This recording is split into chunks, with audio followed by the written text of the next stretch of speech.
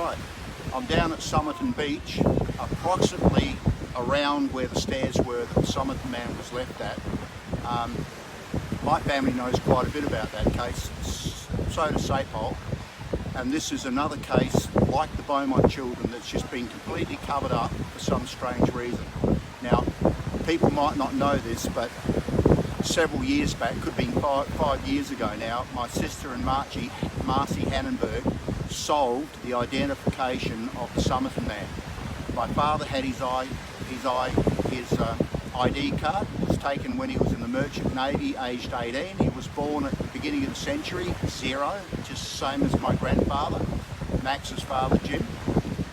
And my father claimed that, well, my father told my sister Ruth all about the code, the page torn out, the book thrown in the car, the whole lot, before any of the general public knew anything about it.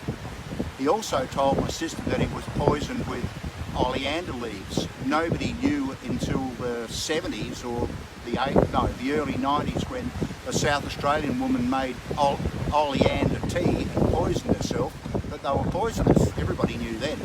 My father knew that oleander was used, he said, to poison the Somerton Man way back in 1948. My father claimed on an interview that he was at Uncle Ted's farm at Pinaroo in 1948. He was 16 years old. No, he was 18 years old. He left Ted's farm when he was 16, so he was in Adelaide.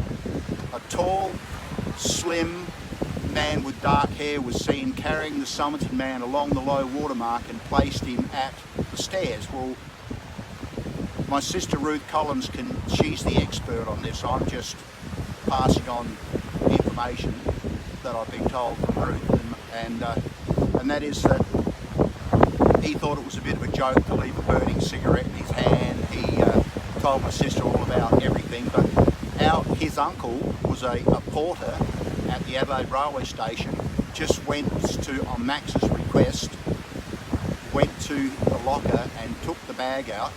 Max took the ID card and the knife. The rest went to SAPOL.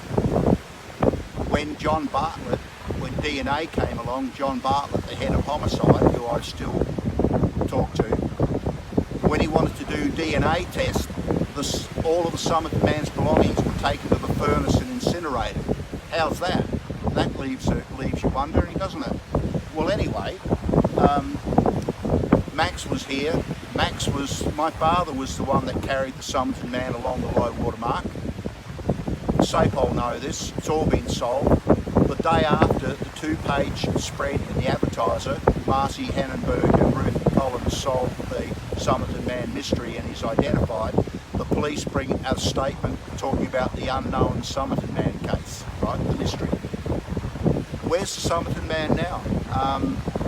The same man that told everybody that myself, Bruce and Tony and Max and all of the other people were dead on the 50th anniversary of the Beaumont abduction murder 56 years ago today, he's taken the Somerton Man hostage. Nobody knows can anybody tell me what Des Bray has done with the Somerton Man? Last seen in Des Bray's custody about a year ago. How long does it take for a DNA sample? My daughter will tell me it doesn't take that long. So that's a bit of a funny one, isn't it? Another cover-up, something that SAPOL's desperately trying to hide. And you know what? Because anything that went down in those years, SAPOL knew about it. They knew what was going on. It was a boys' club. Big cover-up.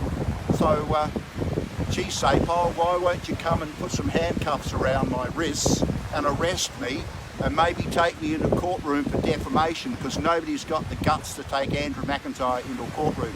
Bruce Larwood doesn't have the guts to do it. SAPOL won't do it. They put out bogus warrants for my arrest for stuff that I have nothing to do with, and it's starting to make them look like a pack of idiots. So that's my wrap up for Australia Day. That's it. Corruption everywhere. Can anybody help out with these topics? I'd appreciate any comments. That'd be good. Sun's about to go down, so that's it. Goodbye.